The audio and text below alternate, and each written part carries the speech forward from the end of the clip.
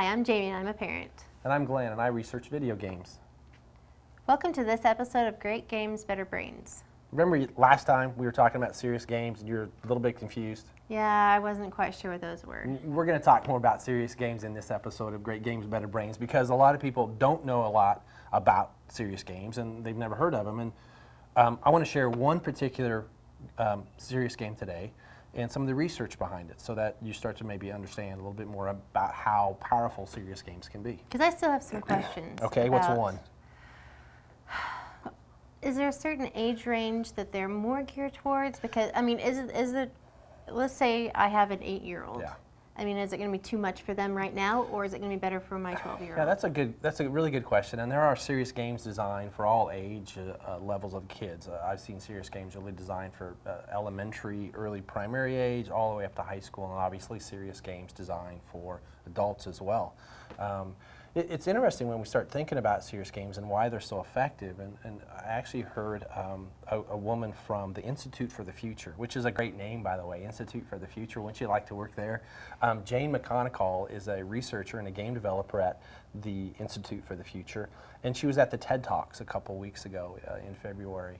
And the TED Talks is just where technology and education people get together and share their great ideas, and Jane was talking about serious games and how playing more games is going to help us solve current and future problems. And she listed 4 things, and I'm going to try to remember them, and I've got some cheat sheets behind me. But okay.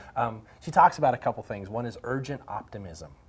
And when she's talking about in a really good serious game, and even normal games that aren't serious, urgent optimism, these are things that people learn by playing the game, that there's always a solution, there's always an answer to all the problems, and if I just try hard enough, I'm going to find the solution. Which is, when we think about it, a pretty good idea when we're talking about serious problems like poverty or hunger or whatever. There's always an answer, we just got to keep looking. So some of the other things that she talks about is something called social fabric that we learn in a good game of how to interact with other people and collaborate to find solutions. A couple other things she talks about is something called blissful productivity. Blissful productivity. Okay. You're happy doing something. The brain and people want to solve problems. We want to be doing something that makes a difference. And when I do those things, I'm happy. Blissful productivity. And finally, something called epic meaning. I love that. Epic meaning.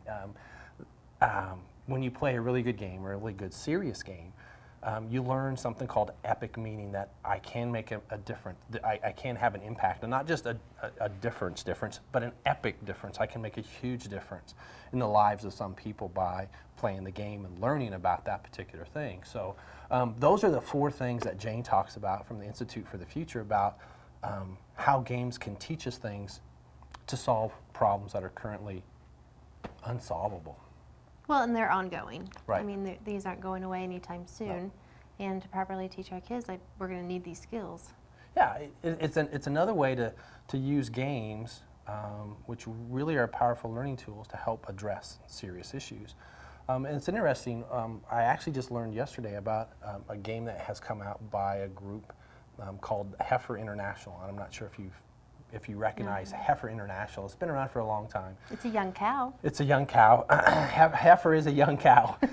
Good one. Heifer International is an international relief organization that gives heifers away. I mean, Heifer International, what else would they do? But they also give away chickens and goats and all kinds of different animals that those in developing countries don't have access to. And you go, well, what's the big deal? They're just going to eat the cow, or they're going to eat the goat, or whatever.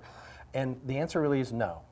There's an interesting bit of research that has come out that talks about how powerful it is to give animals to women in those countries. In the past, a lot of money has been spent on developing a village or giving it to the men and the leaders in the group. And what they found out is that if I give a goat or a cow to a female, lots of really good things happen in that family, and when things happen in that family, then they work with another family, and all of a sudden conditions in the village, you're just going to have to trust me on this, conditions in the village get better. It's called the Girl Effect, and in fact there's a really good website called girleffect.org with a really super cool video that outlines some of these things, the micro loans, the small $20, $50 loans that Heifer International has given to girls and females in developing countries.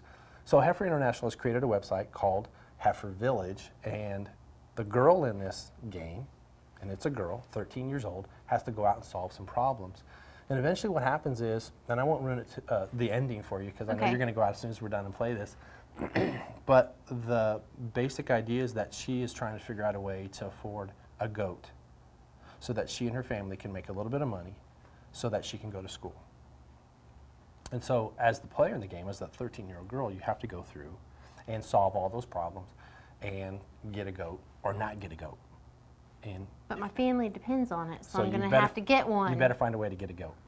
So this is another example of serious games that are using the brain research of how games engage kids to teach kids about poverty in developing countries and something called the girl effect, which I think is really cool. So I've had my daughter play it. She's 13, perfect age, and she just walked away. She didn't say much, but she had a big grin on her face. So it made her feel good. Yeah. She liked the girl effect. And she loved the girl effect, and she learned something about developing countries and poverty in those worlds and how we can make a difference.